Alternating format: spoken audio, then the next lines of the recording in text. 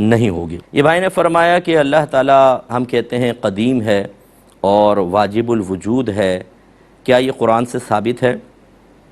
دیکھیں، قدیم کا مطلب قدیم اس ذات کو کہتے ہیں جس کی کوئی ابتدا نہ ہو، ہمیشہ سے ہو، اسے قدیم کہتے ہیں۔ اور واجب الوجود کا بھی بس یہی مفہوم ہوتا ہے، تھوڑا سا اس میں اضافہ ہوتا ہے کہ واجب الوجود وہ ذات ہے جس کے وجود کا کوئی سبب نہ ہو اور وہ تمام وجودوں کا سبب بنے۔ تو اللہ کے ما سوا کو عالم کہتے ہیں، اللہ کے علاوہ جو کچھ ہے وہ عالم کہلاتا ہے۔ تو بس اللہ قدیم ہوتا ہے اور عالم حادث کہلاتا ہے قدیم کے مقابل۔ اسی طرح اللہ تبارک و تعالیٰ چونکہ عالم کے وجود کا سبب بنا، اس لیے اللہ کو واجب الوجود کہتے ہیں، جبکہ اللہ کے وجود کا کوئی سبب نہیں، کیونکہ وہ تو ہمیشہ سے ہے۔ اور عالم کو ممکن الوجود کہتے ہیں۔ اور آپ قرآن کے اندر پڑھیں، بے شمار جہاں جہاں اللہ تعالیٰ نے اپنے خالق ہونے کا ذکر کیا ہے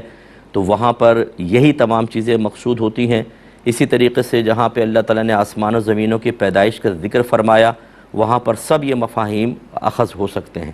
اور باقی یہ کہ جو اس میں تفاصیل ہوتی ہیں وہ یقیناً عقل سے ہی ثابت کی جاتی ہیں۔ اللہ تعالیٰ کی ذات اور صفات کے بارے میں قرآن و حدیث نے بہت ہی اجمالی بیان کیا ہے، کیونکہ ان پر غور و تفکر کروانا یہ مقصود شرعی نہیں تھا۔ یہ تو جب یونان سے منطق اور فلسفہ عربک میں کنورٹ کر کے عربوں کے درمیان عام کیا گیا، یہ چونکہ عقلی علوم تھے تو انہوں نے اللہ کی ذات و صفات پر اپنی عقل کے اعتبار سے اعتراضات کیے، تو ہمارے علماء اسلام مجبور ہوئے اس بات پر کہ پہلے منطق فلسفہ سیکھا، پھر انہی کے اصولوں کی روشنی میں بہت سارے عقائد جو اللہ کی ذات اور صفات سے متعلق تھے ان کو جواب دینے کے لیے وضاح فرمائے، اور اگر ان کو عقائد کو نہ وضع کیا جاتا، ان کی وضاحت نہ کی جاتی تو ذات باری تعالیٰ پر اعتراضات ہوتے، اللہ کی صفات پر اعتراضات ہوتے، اور آنے والی نسلیں اللہ تعالیٰ کی ذات و صفات سے بدظن بھی ہو سکتی تھیں، بدگمان بھی ہو سکتی تھیں، غلط عقیدہ رکھ کر اپنی آخرت کو برباد کر سکتی تھیں۔ اس مجبوری کی بنا پر انہوں نے اپنی عقل سلیم سے بہت سے عقائد کو ثابت کیا اور دلائل قائم کیے ہیں۔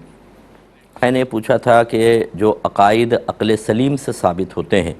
کیا ان کی تفصیل جاننا ضروری ہوتا ہے یا تفصیل قرآن و حدیث میں ملے گی؟ دیکھیں، جیسے ابھی آپ کو سمجھایا کہ جو چیزیں عقل سلیم سے ثابت ہوتی ہیں ان کو ثابت کرنے کی ضرورت اسی لیے پیش آتی ہے کہ قرآن و حدیث کی نقول میں وہ چیزیں موجود نہیں ہوتی یا تفصیل سے نہیں ہوتی ہیں۔